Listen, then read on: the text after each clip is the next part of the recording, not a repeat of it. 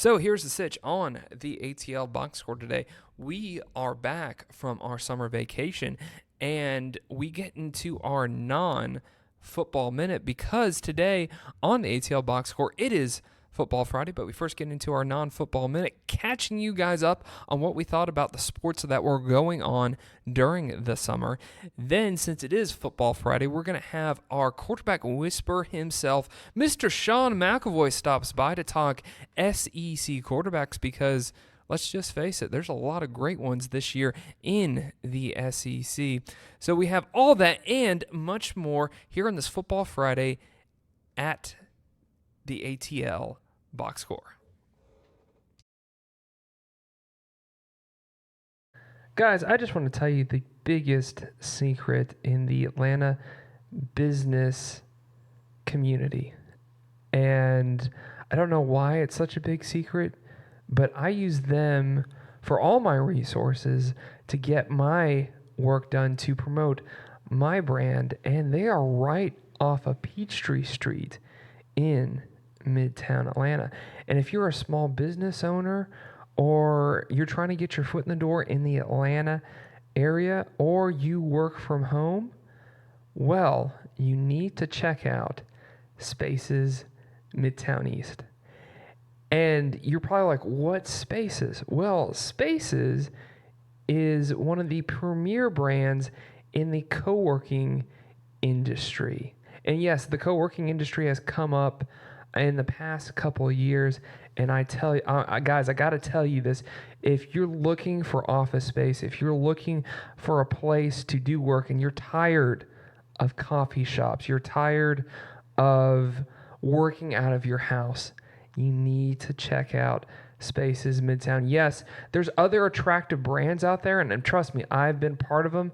Spaces is above the rest. And here to tell you more about Spaces Midtown, I actually have one of the managers there who's managed a lot of different centers, even with the Regis brand. But Steve is going to tell you more about, we have Steve Choi going to tell you more about Spaces Midtown. Hey, Alex, thanks for that awesome introduction and that great compliment. What's great about you, Alex, is that you have truly used other providers out there, and I love that we continue to earn your business every time. Love seeing you and ATL Box Score here utilizing our space. So Space is a place where we invite people to work, meet, and connect with other like-minded individuals. We've designed our spaces to help promote creativity as well as networking and just innovative work styles. We have 8,000 square feet of collaborative space on our first floor at our Spaces Midtown East Center. And then we have about 40,000 square feet of private office space of various sizes on our second floor. So come on out, take a free test drive. If you mention Alex or ATL Box Score, we'll give you 5 days for free to come in and check it out for yourself to see what you think of Spaces. Well, thank you, Steve. Thank you for those kind words. As always, love working with you and your friendly staff here at Spaces Midtown East. To find out more information, they are just a block north from the Fox Theater. If you've been to the Fox recently, you probably parked in their parking garage. But if you want more information, if you're interested in Spaces, I'm going to put the link to their website in the show description. Check out Spaces Midtown East.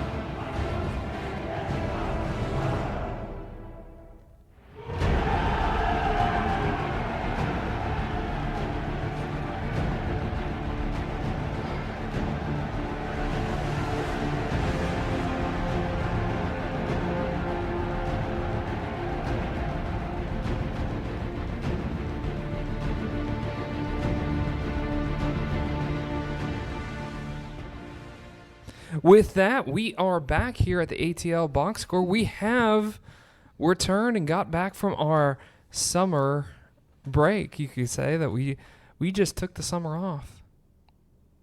Fun times. I mean, it was supposed to be like a 2-week break that turned into like a month break, then turned into like a whole summer. So we're back and we're getting ready for football season. Football season is just around the corner. I have to put a label right now on the Atlanta Falcons. They are right now, and this could change at some point, especially before the season starts. But right now, they are the sorry preseason Atlanta Falcons. Is it too late now to say sorry? They're just sorry in preseason. They haven't won a preseason game since 2016. I know a lot of people are gonna give me crap about that. Oh, it's just preseason. Those games really don't matter. Yeah, they don't in the grand scheme of things. But you would at least like to see your team win 1 out of 4 games. Yeah, I also heard that their offensive line didn't look too good. No. 3 sacks. You lost to the Jets. But 3 sacks to your number 1 starting quarterback? I mean, come on. That's a bad deal. Well, next Thursday we'll get to see everyone back. This was the first game they were over there in Mercedes-Benz Stadium. Which we can see from this view. Yeah, we can see from this view. This is a baller view. Now I'm going to have to put this on Twitter now that I just said that. We can, from this view, in our secret location, the Bat Cave, you can see downtown, Midtown, Buckhead, and perimeter skylines. Okay, I guess the difference between the Bat Cave that we have a penthouse view. Oh, so this is Wayne Manor then. Okay. All right. All right. By the way, I thought that was appropriate that we, at the beginning of our intro, do the Dark Knight Rises. I feel like Dark Knight Rises is a masterpiece that is highly underrated. How can it be underrated when everybody and their mother thinks it's awesome? Internet land didn't think it was awesome when it came out. But anyways, I don't really want to get sidetracked, but I just have to say, Steve, how was your summer vacation or summer break? Summer break vacation. It's been awesome, man. But got to do a lot of things. Got to chill at the lake. Got to experience new things. Got a new car. Mm-hmm. I'm rolling. Mm-hmm. Mm-hmm. Loving it. Mine was a little bit. Yeah, you got that nice new car. That Caddy. Thank you. Went out and it's not quite a Caddy, but went out and bought a Caddy. It's not quite a Caddy. It's more like a Mac Daddy. Like that. I forget who did that rap song. Just bought a Cadillac. Put some D's on it. I'm not sure I know that one, my friend. It's like old, like 1990s. Oh, it's before my time. 2006. Before my time, my friend. Yeah, I get. No, well, I guess you weren't paying attention. You weren't paying attention because it was an Atlanta rapper. Oh, I wasn't in Atlanta yet. Yeah, you're still paying attention to that E40 stuff. Tell me when to go. Going back to Cali. Yeah, boy. But you put some D's on that. That's right, dog. So Steve just bought a Cadillac, and my summer was, I have to be honest, was a little rough. Doing new transitions, fighting Wells Fargo. Yeah. Well, fighting some other business peoples. Yeah. Doing your thing. Yeah, doing my thing. Well, yeah. Getting used to, and one of the reasons why we took a break from this, because I'm working a new job, so I wanted to get used to that, and wanted to get used to doing a consistent schedule. And how's that going for you? It's good. I'm now official. I now have official business. Nice, congratulations. Got sir. some big deals. Some big D's. Back in your home area. Got to throw some D's on it. Hey, I mean, I just want to make that West Coast money and live an Atlanta lifestyle. That's what I'm trying to do too, my friend. Right. Hey, and this is one of the reasons why I have this podcast, so to promote my brand. We certainly couldn't be recording from views like this in the West Coast without paying an arm and a leg. True. And I'll take that arm and a leg and live this Atlanta lifestyle. There you go. So that's like Ballin'. that's been the positive thing. Yeah. It's just been a new challenge. My world's kind of been upside down since the beginning of the year, but I'm getting used to it. All right. And I'm putting myself out there, and I'm going for the things that I wanna achieve. So. Right on. So back to sports. Let's get into sports because this is a sports podcast, by the way. I forgot. I know we talked about all this other stuff. I mean, what we want to do here at the Atl BoxScore is just provide a podcast that isn't like totally newsworthy, Right. but provide something that is whatever you do, however you listen to podcasts. I know some people will listen to it in traffic or working out or maybe doing your lawn work or whatever. Like, I just want to, this can just be a time where we can just hang out together. Right. Even though I can't really see my listeners or anything like that, but we can just hang out and talk about sports. Let's do it. That's pretty much the premise of this show, really. Yeah, it makes sense. Let's do it. So, Let's yeah. get into it. So, We're back. and the show always goes over time. But what are I want to start with you. What are like the three things that stand out to you that happened this summer in sports? And with that, queuing that up, this is what we call our non-sports minute. This is Football Friday.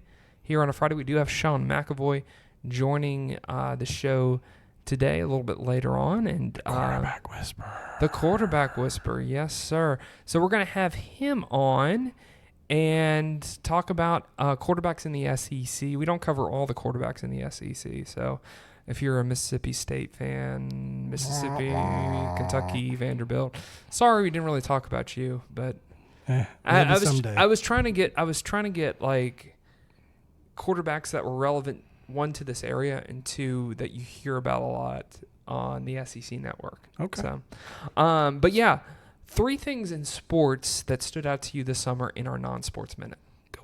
Yeah. So first thing was the NBA free agency with Kevin Diggity Durant going to the Brooklyn Nets trader. And then the awesome tennis, both at Wimbledon and French Open. We had some epic matches with Nadal, Federer, and Federer Djokovic. So some instant classics there. And I would say the Giants putting on a little last-minute run here in to try to get themselves a wild card spot. And but yeah, those are mine, buddy. There you go. More of a national view. Yeah. Well, I want to start with mine. Oh, first of all, actually, I do want to comment on some of them. The Kevin Durant thing. Yes. That finals must have really hurt. Because we didn't cover the finals. We didn't cover the finals. The finals hurt Kevin Durant, literally. No. It did hurt. It was, but you know what? At the end of the day, I like the underdog warriors, the underdogs, the underdubs. I'm coining that phrase here right now, the underdubs, because, when they were like everybody expected them to win, they were just hated on all day. Now they got to go in and prove it again. So right. I like it. And of course, the Los Angeles Lakers are going to be like fakers. Yeah, they're going to be the media favorite going for a team in the West because they got Anthony Davis and LeBron and the fake king LeBron James. Yes, right. Or he thinks he's a king. So, so yeah, they have that working for you. I like the Wimbledon thing. Wimbledon every year to me is starting to become more entertaining. Yeah, it's a very exciting. I mean, the semifinal and the final were like two of the most epic matches. And it was. Final was just crazy. I don't know if anybody watched it, but it was like, I don't know, 5 or 6 hours long. It was no joke. Right. Have you ever played a tennis match that like lasted like majority of the day? I played a 3-hour tennis match in the sun in Cali, and fun as hell. That was when I was really, really young, when I could do something like that. But fun times. Fun times. Because that's what a lot of these guys do in Wimbledon. They'll play those long matches. So let's get into mine real quick. Yeah, what's yours, buddy? Women's soccer team. Nice. I thought it was a little bit classless.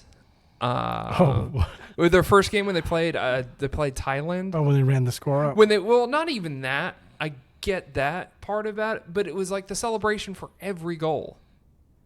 Well, that's kind of what you do. Not when you've scored 14 goals on them.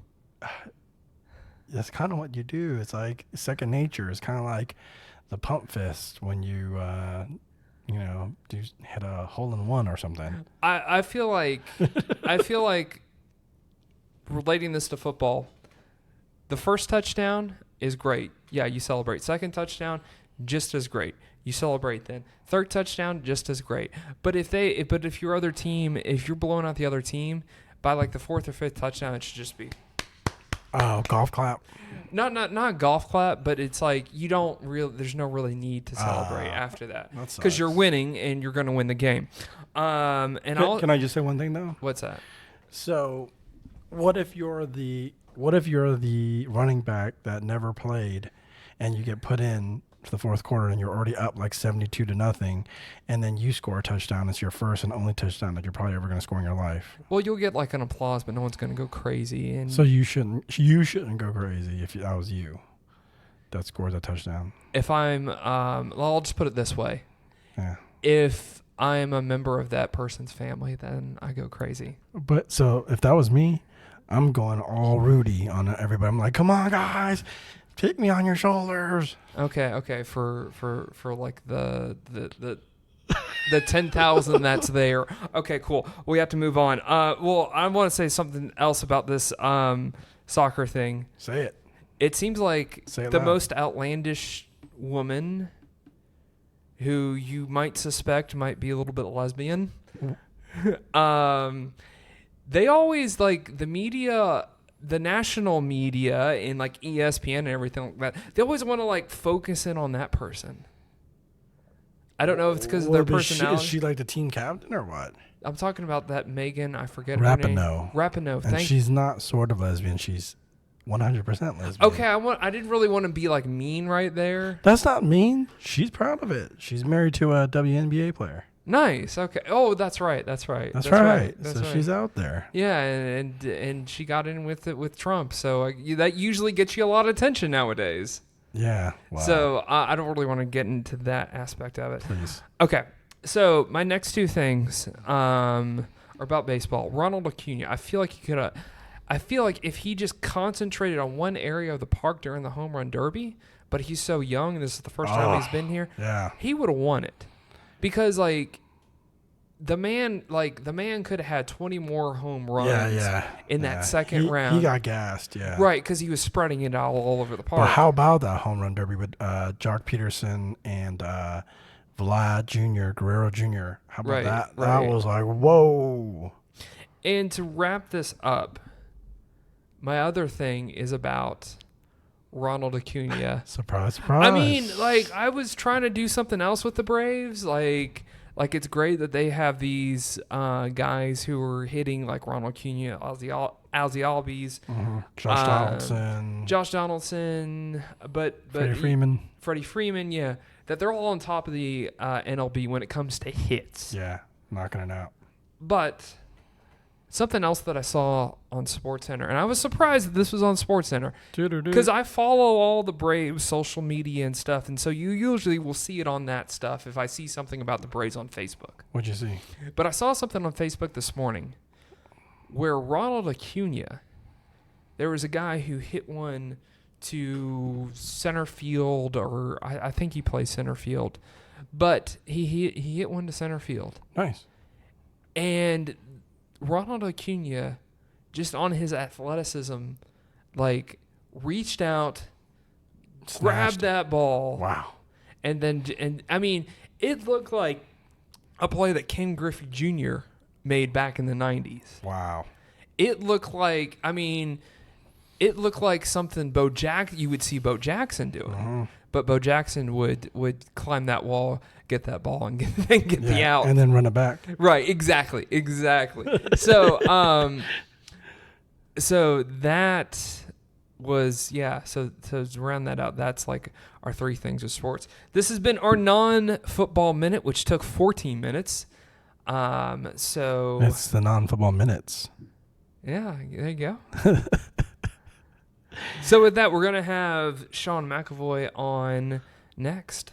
If you like what you've heard so far, be sure to like, subscribe, and comment. Also, too, we are on iTunes and Google Play, so be sure to check us out there, and hopefully you'll want to hang out with us. Well, now we want to welcome back the quarterback whisperer himself here to the ATL BoxScore podcast. Sean, how are you doing today, man?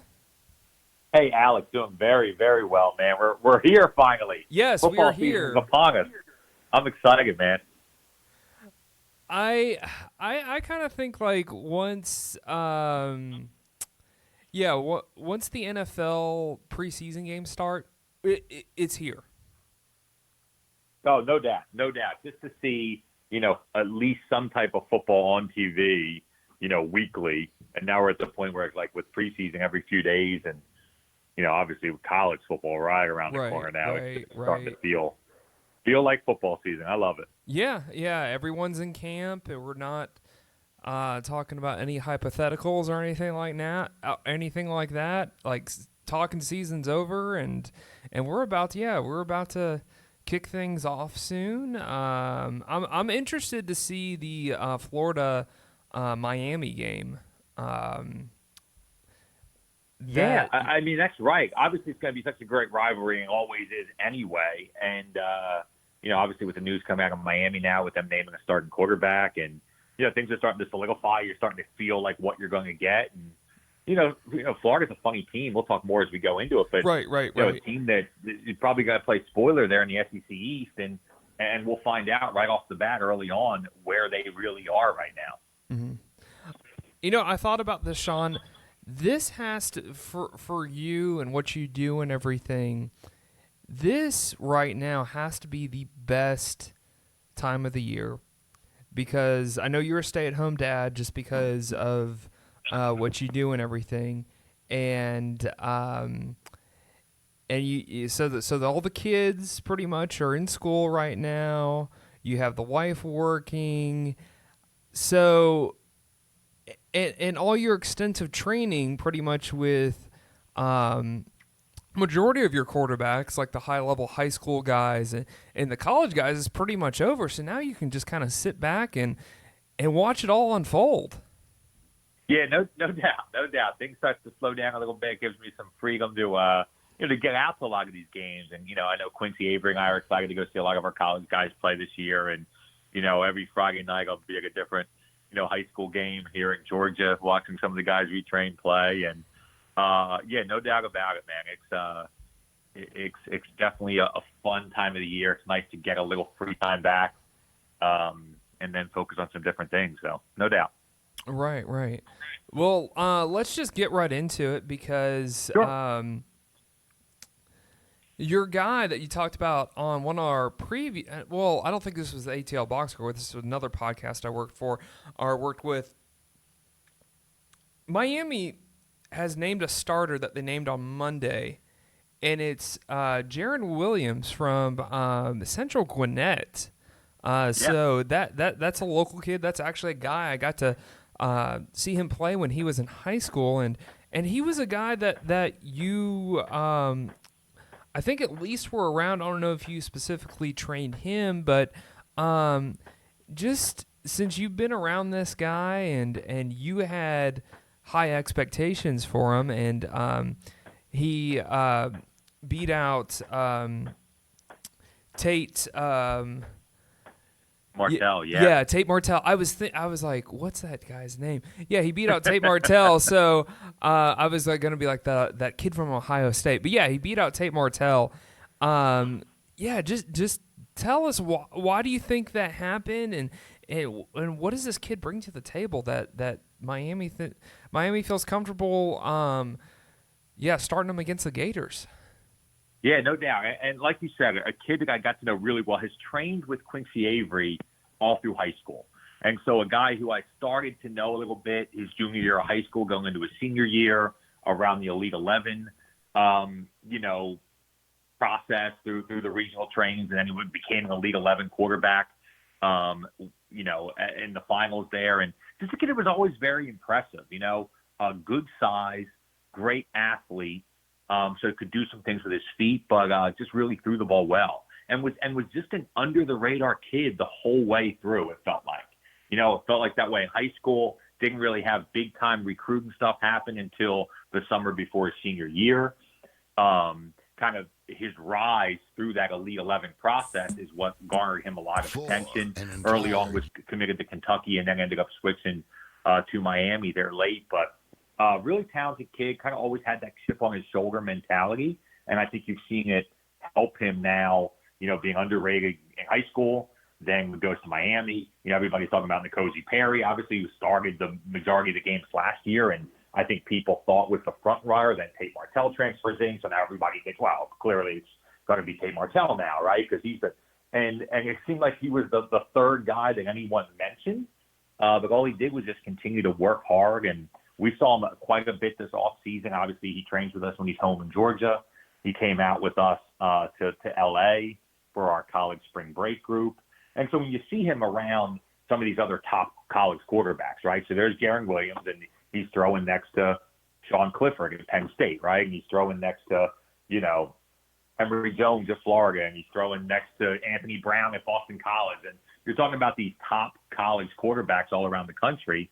And when you see these guys shoulder to shoulder, you're like, okay, this guy's playing and can throw with the best of them. So it was something that we all felt pretty confident with his ability. Obviously, only being a redshirt freshman, you didn't know how early he was going to get his opportunity at Miami, and probably one of the most competitive college quarterback, competitions here in the fall. And to see him come out on top, obviously we're super excited for him. And but he's just always kept his head down and worked hard, and has always had success because of his work ethic. I'm very interested to see, and obviously they open up with Florida right out of the gate, so he's going to be tested. But just a guy who really smart guy, works hard, and can really throw the football.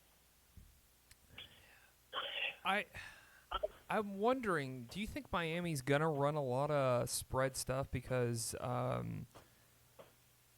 or do you feel like, because it's been a couple years since he's been out of high school, it's not like he's starting as a freshman, but do you feel like what Miami's doing is gonna be tailored to what he's used to? Yeah, I do. I think that's part of what they've been working through in the fall, right? Because there was going to be a little bit of a difference in what this offense looked like depending on who they named as the starting quarterback, right? Right. So if it was Tate Martell, was going to be very different than if it's a Garen Williams like offense. So I think it's one of the reasons they went to Garen. I think it feels like it gives them an opportunity to be more dual threat, offensively, not just from the quarterback position. So that gives them ability to do some things under center. It gives them a ability to do some kind of pro-style scheme, but also spread things out. Jaren running that true spread offense in high school that, Central Gwinnett does such a great job there as a high school program, and that's why you've seen some of these quarterbacks develop over the last few years coming out of Central Gwinnett, and have had a lot of success, as they enter into college. So, yeah, I think his ability to do things in the spread and in the quarterback run game, and then like I alluded to earlier, just be able to open things up in the passing game. I think Garen Williams, more than Perry, more than Martell, gave Miami that opportunity, and something that Coach Diaz was really excited about. Yeah, because when I saw he got recruited under Mark Richt, I was just like, I saw this kid come out in empty sets in high school, so I don't know how he's gonna adjust to being under center and doing play action stuff. But since they're kind of evolving as a lot of to the spread that you're seeing around college football, that's a better sign. But speaking of Mark Richt, since he coached in the SEC and everything like that. I thought we would talk about the SEC and do our kind of SEC quarterback preview since the season is a week away with that Florida-Miami game. But I know with these other quarterbacks, since they don't start that soon, this is probably going to give us a little bit shelf time with this content. So, yeah, and I just want to start in the East, and I thought let's just start with, since this is the ATL BoxScore podcast, let's start with the closest quarterback, and that's Jake Fromm. When I think of Jake Fromm, Sean, he kind of reminds me of right now where he's at. He reminds me of Peyton Manning back in like the mid-2000s before he won a Super Bowl, because it feels like Jake Fromm has accomplished everything that you want to see at a top-level quarterback. He's won an SEC championship, been to the national championship, won a playoff game in the Rose Bowl against a really good Oklahoma team, but he just hasn't won a national championship. And it's kind of like with Peyton Manning. Peyton Manning had he had passing stats, he had passing touchdowns, but it was just that Tom Brady would cut him down in the AFC championship game, and he eventually got over the hump. So I feel like Jake Fromm right now is in that kind of Peyton Manning category. Do you feel like that's a fair assessment? Yeah, no, I do. Every time I think of Fromm, it's like, man, how is it possible for really a clear top 10, right? He could probably be a top 5 guy, but a clear, nobody's arguing that he's not a top 10 college quarterback, and somehow still be undervalued or underrated, right? Like, it doesn't seem possible. But you're right, because he hasn't quite gotten over the hump. Now, you win an SEC championship, and somehow that doesn't count as getting over the hump. But, just in the world he lives in, when you play at that level, the expectation is to win national championships and not just be one of the CFP Final Four teams, but actually get over the hump and beat Alabama finally, right? And that's always going to be the thorn in Jake Fromm's side until he's able to do it. He took a big step already, like you said, playing just incredibly in that game against Oklahoma and obviously winning that game. And then, obviously coming back from an Auburn loss 2 years ago and beating them to win the SEC championship. He's certainly had his moments in big games, and really did probably everything he needed to do to win a national championship, if not for the Tua heroics, in that game. So, there's obviously he's done enough in big games, but it's a team game as well. And until the team figures out a way to close things out and finish all 4 quarters, that's going to be the knock on Fromm. Is he a game manager, or can he do enough to actually overcome, and win the biggest games that he plays? So, I'm super high on Jake Fromm. I think he's showing an ability to be really, really consistent. Obviously, from all accounts, is a great leader there at Georgia, has adapted now through some different offensive schemes, and now the big transition with Jim Chaney leaving and James Coley coming in, and a different style of offense that we'll see this year is going to be one more test for him. But from all accounts, it's going to be more centered around what Jake Fromm does the best. And, I think he's a guy that certainly should put up really good numbers and be very, very consistent throughout the year. And it's hard to believe that Jake Fromm and the Georgia Bulldogs aren't in that top 4 in the college football playoff again this year. Mm-hmm. Now, I've known you've seen guys like this before, and it seems like Jake Fromm is this from what I've seen so far with being on Sports Center when camp started and just following this program in general. The vibe that I get from Jake Fromm is that he's really worked on his leadership skills, and hopefully that'll translate over, because he's going to have to throw to a bunch of new wide receivers this year. But I just want to know, like, from a quarterback, from going to his freshman year to just knowing the playbook to reading defenses his sophomore year, how big of a factor to push a team to get to a championship when your quarterback is trying to refine his leadership skills? How big of an intangible tool is that? Yeah, I think it is a big one, to your point. And then I think his awareness that he needs to take that next step is a big piece as well, right?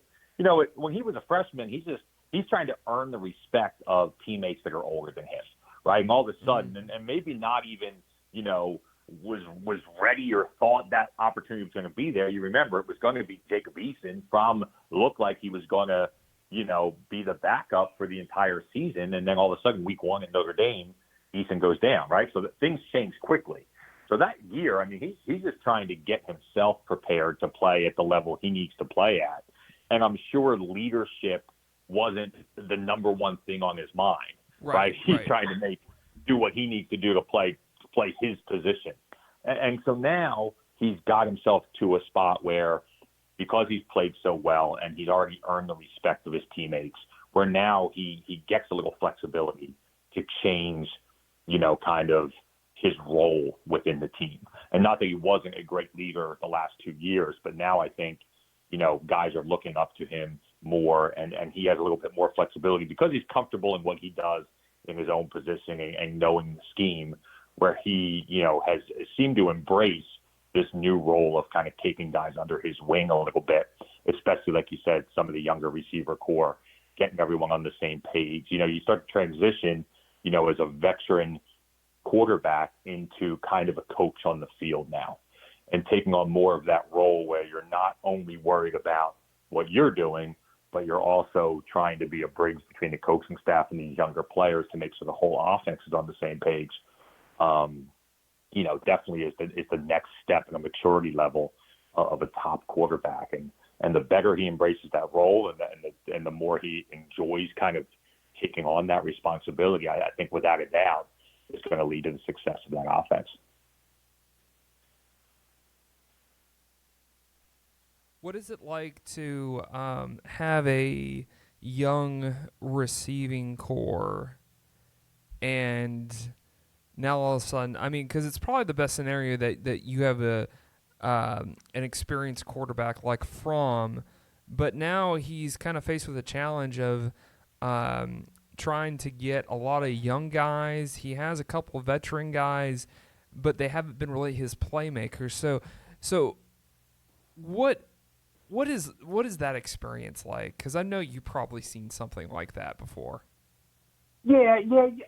There's definitely, listen, everybody's got to be on the same page, and things like timing and, from knowing where the receivers are going to be coming out of their breaks, or, what, type of, release strategy off the line does this receiver take against press man, and, how is that going to affect my timing? There's some intricate things there that certainly, working with receivers for a long time and getting on the same page, you gain that relationship and it becomes a lot stronger, and you don't have that right off the bat with these young receivers. That being said, though, receivers that he has are super talented. And so it's one thing to have young and inexperienced, but sometimes talent can take over there and kind of overcome some of that lack of timing that he doesn't have now because they're not veteran receivers. That's the one thing about playing a school like Georgia is, these receivers they have are top guys out of high school, guys who played big games at a high level in their high school career. And I think, receiver is one of the positions that translates the easiest from the high school level to the college level, and then again from the college to the pro, right? If you have great speed, if you have great route running ability, and if you can catch the football in traffic, you're going to succeed at any level you play at. So their athleticism and talent alone can sometimes overcome the inexperience. That's what I expect that you'll see out of Georgia. And I think it's going to be a crew and an offense that you see consistently get more explosive and more on the same page week in, week out, which is what you want. Because if you're Georgia, what you need to do and what they haven't quite been able to do the last couple of years, they need to be playing their best football those last 2 games of the season. And so, a team that's just going to get better and work together and be more cohesive over the course of the season, I think is a great thing. Now, the positives that they have coming back with the offensive line is probably going to be the best that it's ever been at Georgia in a long, long time. And you also have, your MO. You're still stocked with your running game with DeAndre Swift and everything, but even though like this isn't really like true wide receivers, but you have experienced tight ends or tight ends that have been in, or at least with Charlie Warner, who's been in the program for a while. So how do you feel like that's going to make up for the lack of receivers? I think it can. Obviously, we've talked about this before in regards to quarterbacks. And, like, if you have an inexperienced quarterback, then obviously the more you have around them, if you have a strong run game, if you have a great offensive line, if you have great pieces, you can take some of the pressure off the quarterback. And we've talked to that at length multiple times. And in that now it kind of refocuses. Now that strong running game, this super experienced quarterback can take some of the pressure off the receiving core. I do think that's a big piece of it. You mentioned having a good tight end. I've always thought that, tight ends are so crucial within the passing game and giving quarterbacks kind of a comfort level. And I think the guys who really excel using a tight end are the real young, inexperienced guys because it's more of a safety blanket. And then your really experienced veteran guy who knows how to use the tight end to open up space on the outside to the receivers, who knows where the tight end is late in the progression as kind of a check down to get them out of trouble. So sometimes you'll see quarterbacks kind of bypass the tight end position and not utilize it. And the quarterbacks who play at the highest level, and you think of the NFL and think of guys like Troy Aikman, you think of guys like Steve Young and Joe Montana and how, John Elway. Think about all those great tight ends that played there for San Francisco and the Broncos and, the Giants and every, like these, and Dallas, obviously. It was these great quarterbacks that kind of got the most out of these great tight ends. And I think that's something that you would look for Georgia this year based on Fromm's experience. But no doubt, Georgia's going to win with their offensive line. And nobody recruits them better than Coach Pittman. And every year they bring in guys that somehow were better than the guys they had the year before. And there's no school like Georgia who just churns out top running backs. And they always have 2 or 3 of them to carry the load. And every year Jake Fromm gets better. It's just, they become more explosive. So I think the combination of all of that, plus, like I said, just the fact that athletes can translate at the wide receiver position. Georgia's offense, I have almost zero concern about going into this season. Okay. With that, let's talk about Florida, a guy that one of your guys that you helped train is Emory Jones, but Felep Franks going into his junior year and everything has actually he's actually a draft pick in the major league. I just read that in the major leagues, Major League Baseball. Yeah. I actually just read that today in the paper. But all that aside, I talked to you last year about that. I wonder if this kind of feels like a competition in some ways. I know that like a lot of the Florida coaching staff is kind of said that they trust him and everything like that, but I just wonder still, like, and Emory Jones hasn't really shown that he's ready to take the next step, but with this quarterback position with Florida, I guess this has to be the year for Felep Franks to totally take over, because for what I've seen, I haven't really been impressed, but they have won 10 games last year under Dan Mullen and got to the Chick-fil-A Peach Bowl and everything. But I just want to get your thoughts on Felep Franks. Yeah, obviously, a returning starter. So anytime you have that returning starter, you wonder really how much of a competition is really happening here, right? There's a lot to be said, especially at the college level, with to having experience at that position. And so coming in, as talented as Emory Jones is, and as much as you kept hearing reports out of Florida camp that they really liked what Emory was doing, and, he continues to grow and develop within that offense and mature a little bit as he, transitions from his freshman year to his sophomore year. You're starting to see or really, I guess, his redshirt freshman year, but you're starting to see all these, you hear more and more good things. And so, like you said, you're starting to question, wait, is this a competition now? Is it, but the reality is Felep played pretty well last year, right? And over the course of the season. Now, he definitely had some ups and downs. He played as good as you can play against a school like Florida State in a big rivalry game, and then, not so well against schools like Kentucky and some others. So as he went through an up and down season, you definitely saw the potential there. And when he plays at his best, and he's a legitimate, top starter in college football. If he plays that way, he'll keep Emory Jones off the field, But if he starts to string together a couple games that aren't at the level, I think Dan Mullen more than ever now is very confident in his backup. It could be one of those scenarios as the season plays out where you have a very, kind of quick hook or short leash rather on Felep Franks, quite honestly. And I think to get to that point as the season progresses, I think you're going to see Emory Jones get on the field as much, quite a bit as well, right? They have a slightly different skill sets. But I think they can both play very similarly within the same offensive scheme. And so I wouldn't be surprised to see Emory Jones on the field. Obviously, with his redshirt, you're past him. You're no longer trying to hold him or try to manage 4 games or anything like that.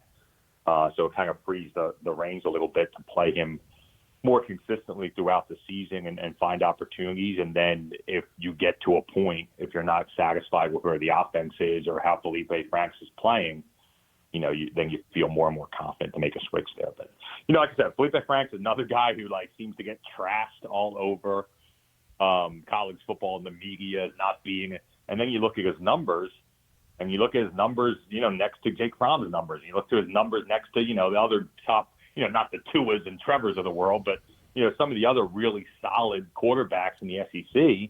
And Felep Franks' numbers stand up right there with them. And now going into a second year with Dan Mullen, and, you're coming off, a 10-win season. And, this is the type of guy that, has an opportunity to play really well. Right. I wonder the big factor with Florida's offense is, they're going to have a lot of skill players and playmakers with their receiving core and just all over their skill. Just all over their skill players. But their offensive line is going to be a problem. Yeah, I mean, listen, I think the funny thing is that's most teams, right? Like we talked about Georgia, and Auburn's offensive line is going to be much better this year. But really in college football, teams with a great offensive line are few and far between. And when you play a conference like SEC, you're talking about some of the best defenses in all of college football. And so when you're talking about these really dominant front fours and front sevens, and then you combine that, with an offensive line that maybe isn't quite up to par, that's where you get concerned, right? Because obviously if you're Florida, you're going to go out there and play Georgia, and you're going to go out there and you got to play Auburn this year, right? And you got these great defenses. You wonder how that's going to hold up. And once again, that just puts more pressure now on this quarterback to play well under these tough environments.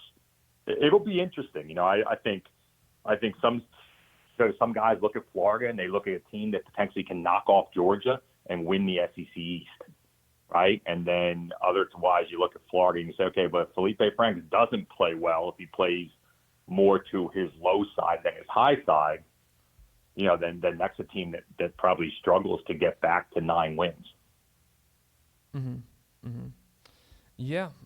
Um, Now, I feel like two guys that are a little bit under the radar is Jake Bentley at South Carolina and Jarrett Garantano.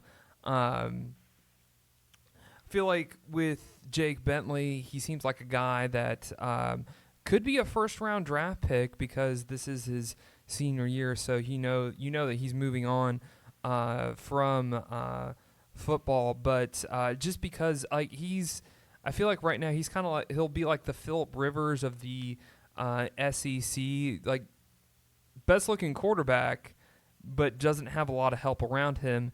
And I feel like with Garantano, it seems like too, really highly recruited quarterback coming out of high school, did a lot of great things in New Jersey, but at the same time, you're gonna deal with a lot of unknown or young skill players, and also too, you have Jim Chaney, who is his new offensive coordinator. So um, I feel like that can only just help his situation there at Tennessee. Yeah, no doubt about it on both fronts. So let's start with Bentley. He's played a ton of football. He reminds me of kind of Drew Lock from last year. And here's a guy who, since his freshman year, is kind of taking over that role.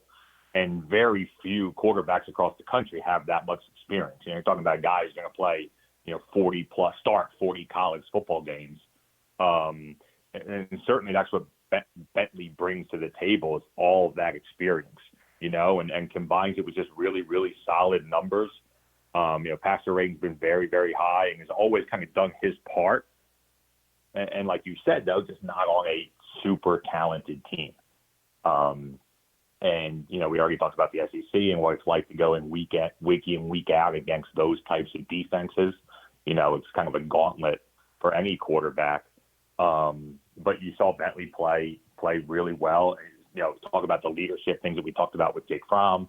Here's another guy who's going to be bringing up some young receivers, very similar kind of to the pressures and some of the whatever, kind of the challenges that Jake Fromm's going to face. The difference is, Jake Bentley has a lot less around him to take some of the pressure off. So it'll be interesting. I think Jake Bentley will play very well. I do like his prospects as an NFL draft. Not a high guy, but he's definitely a guy who's going to get drafted and have a potential to play at the next level. He doesn't have the super talent that's going to be able to do things on his own. I think that's what's going to struggle.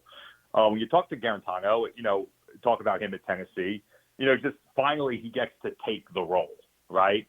And it felt like he was in a dogfight competition for the last 2 years and definitely some ups and downs. And I'm sure he thought he should have been on the field earlier and things didn't work out. And then when he got his opportunity last year, played well. And I think there's a lot of excitement out of Tennessee. Obviously they go out, they beat Kentucky last year. They beat Auburn. They had some big wins that nobody saw coming. And so now, okay, Tennessee, maybe we like them 2 years from now, but it's kind of like they're ready earlier than we thought they were. And so now, like you said, with the addition of Jim Chaney, a guy who's, shown the ability to get offense and score a lot of points, has worked with talented quarterbacks, and has made them be successful and helped them kind of, maximize their potential like you saw at Georgia. I'm very high on Garantano.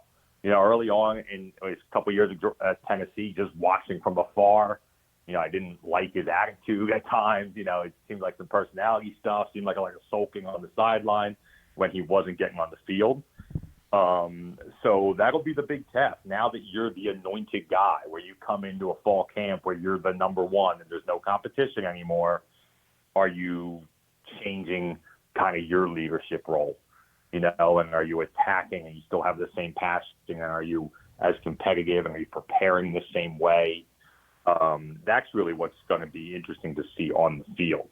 I still think Tennessee's not where some of the top schools in the SEC East are right now, but definitely a program that's on the rise. And with Jeremy Pruitt in there now and with Jim Chaney running the offense, and you kind of certainly like where they're going. But a lot's going to fall on Garantano's shoulders. And I think he's going to face a little bit more adversity than he did last year, and the expectations are certainly higher.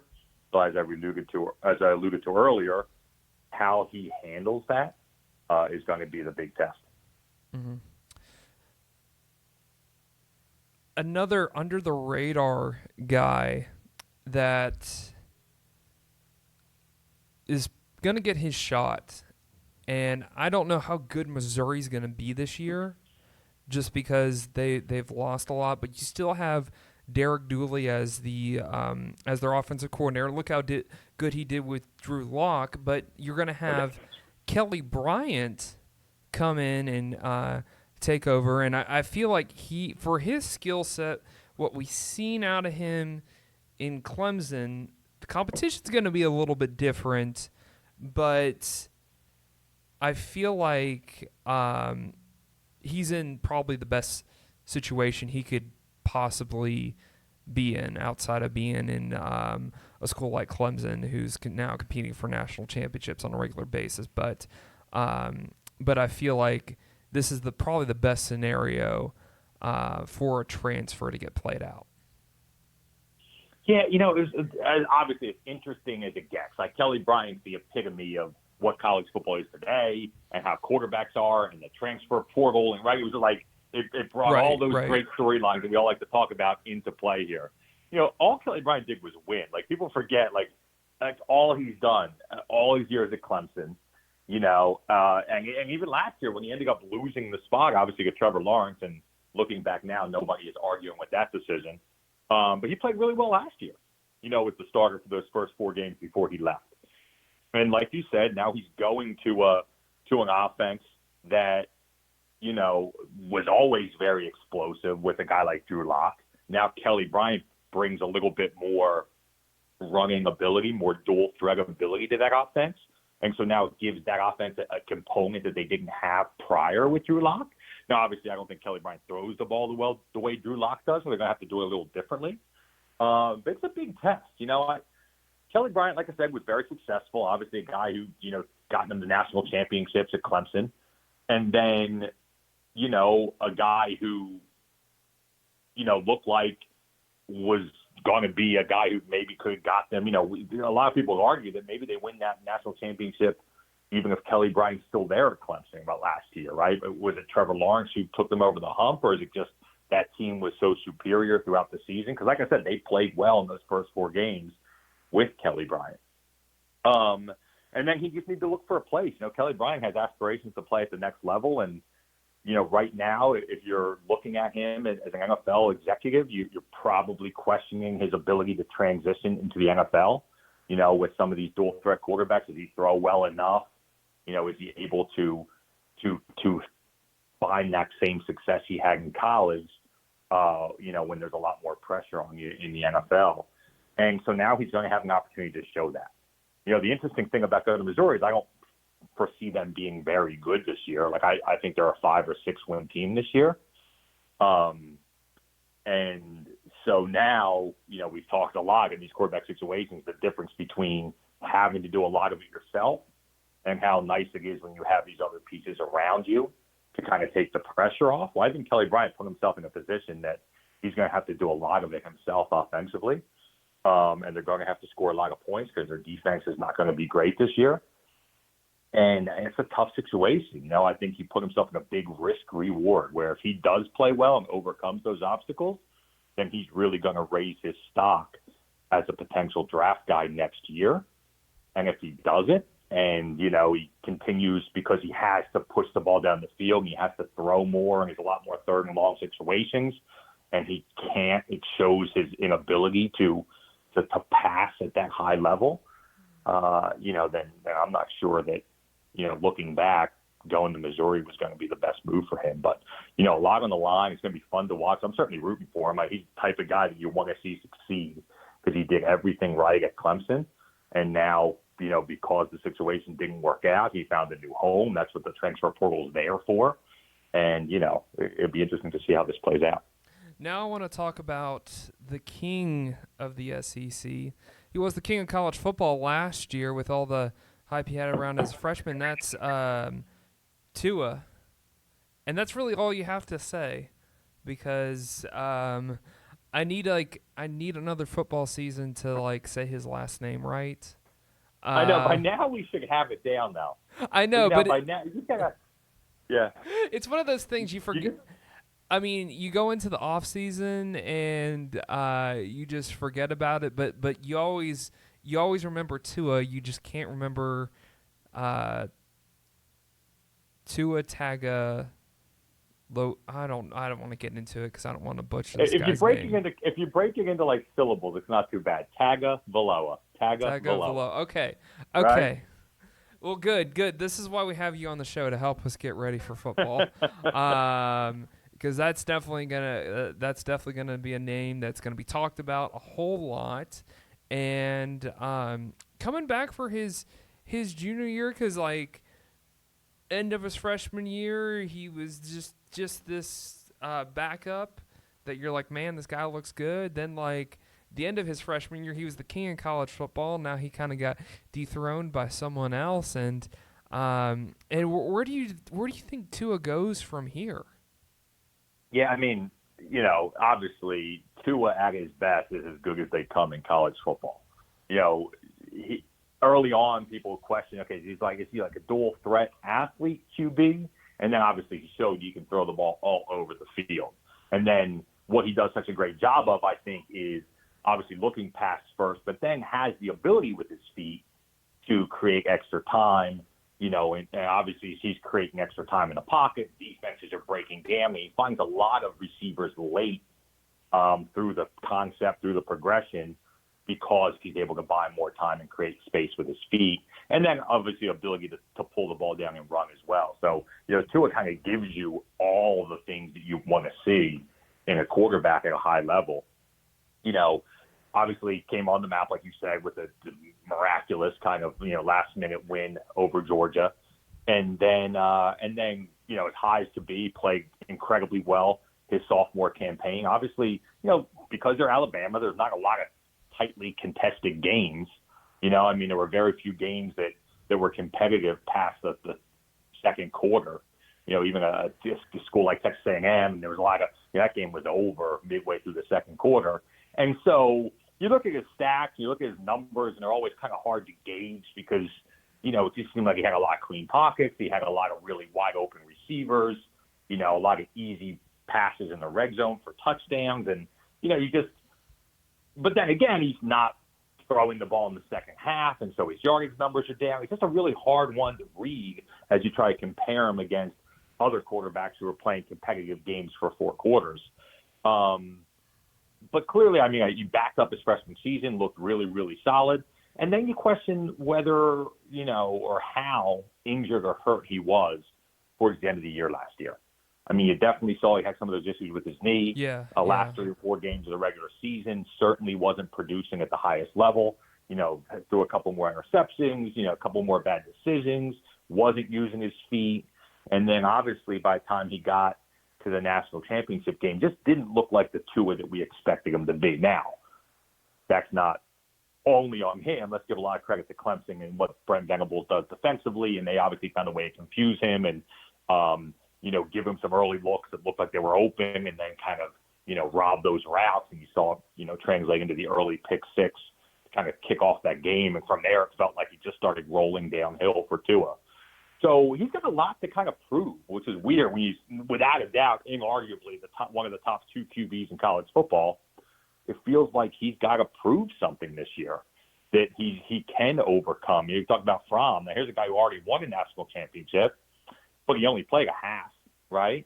And so now all of a sudden the question is, okay, can he take down Clemson and Trevor Lawrence? If those guys go head-to-head, can Tua ever win, right? Which is funny when they only played one time, but the way these narratives get twisted.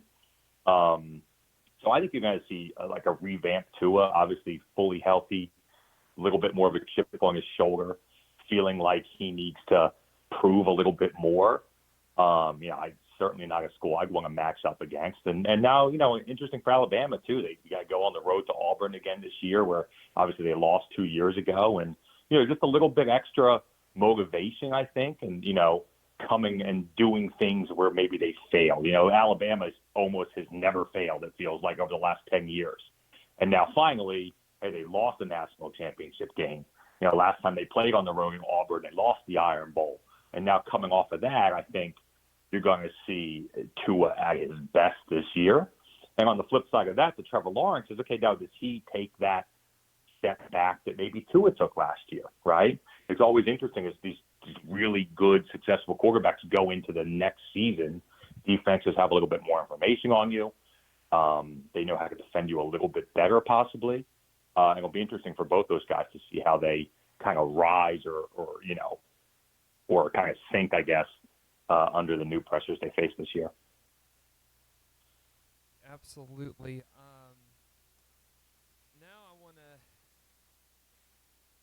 Now I want to talk about a school that you're a little bit familiar with. That's the Auburn Tigers, and right now they're in a competition with Bo Nix and Joey Gatewood. Joey Gatewood is the redshirt freshman, and Bo Nix is the true freshman. So how do you feel like this is going to shake out? Yeah, I mean, as for me, and like I said, I have that Auburn connection. I've been following a lot of Auburn football over the last few years, but really just a fun competition to see play out. We talked about the Miami quarterback competition that is over now. There's a great one at Wake Forest between Sam Hartman and Jamie Newman. There's going to be a high level, two great guys there. Either one's going to play well. And I think you have the same thing at Auburn. The difference is they're so young and so unproven. And, both with similar skill sets, and that Bo Nix, is a much better runner than people give him credit for. And, the knock on Joey Gatewood's always been, can he throw? And I think he's done a good job this offseason of getting better and developing his passing skills. And they both can do a lot of the same things, obviously in two, greatly different body types. But, no one's ever seen them do it past high school. Joey Gatewood, was a split time, half-time starter in high school, and that's not a knock on his ability at all, just that they have another really, really good quarterback there at his high school. And so he played 50% of the time his senior year, and then you go kid like Bo Nix, who was a 4-year starter, played for his dad in Alabama, Alabama High School Player of the Year, Gatorade Player of the Year, every single passing stat you can think of. So obviously showing ability at the highest level to play well and win state championships, but it's high school football. And then you've never seen anything from really either of them past that. Here's the benefit. They go against the Auburn defense every day, at practice. And so they'll be as battle-tested and ready as they face Oregon as any quarterbacks, just on the nature of the competition they see daily at practice. And I think that'll be helpful. And, I think the biggest thing and who's going to win that job is going to be the guy who can protect the football. The one thing you've kind of learned about Gus Malzahn over the years is that he hates playing young QBs. He hates playing young players almost at any position. And the reason for that is he hates to see turnovers. And there's definitely a correlation between young players and big moments turning the ball over. And so in both these situations, Bo Nix, Joey Gatewood, I think it's going to be the guy who can run the offense, make good decisions and protect the football, who's going to be the one who wins that job. I think you're going to see both of them play quite a bit through the first, 3-4 games of the season. The way the schedule opens up, they open up with Oregon on the road there in Dallas.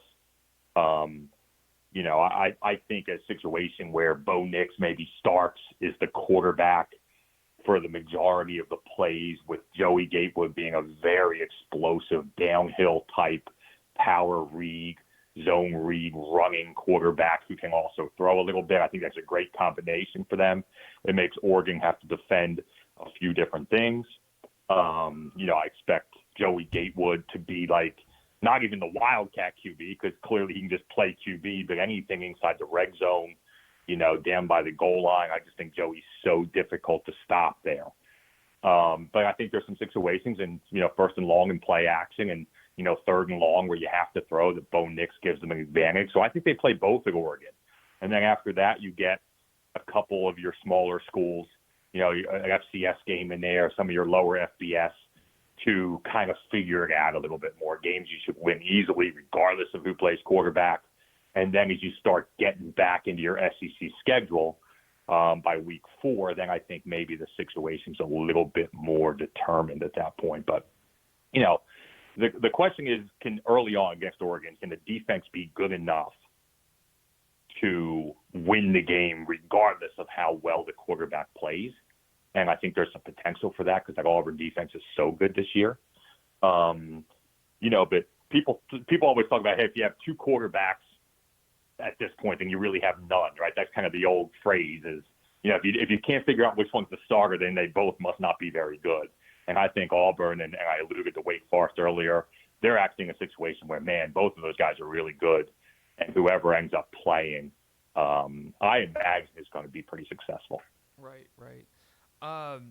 Just for time, I'm going to combine these two guys, but your thoughts about Joe Burrow and Kellen Mond, in my opinion, it seems like he is going to be the dark horse, and I'm really high on A&M this year. I feel like they're going to be the dark horse in the West, and I feel like Kellen Mond, that everyone's going to know his name by the end of football season this year.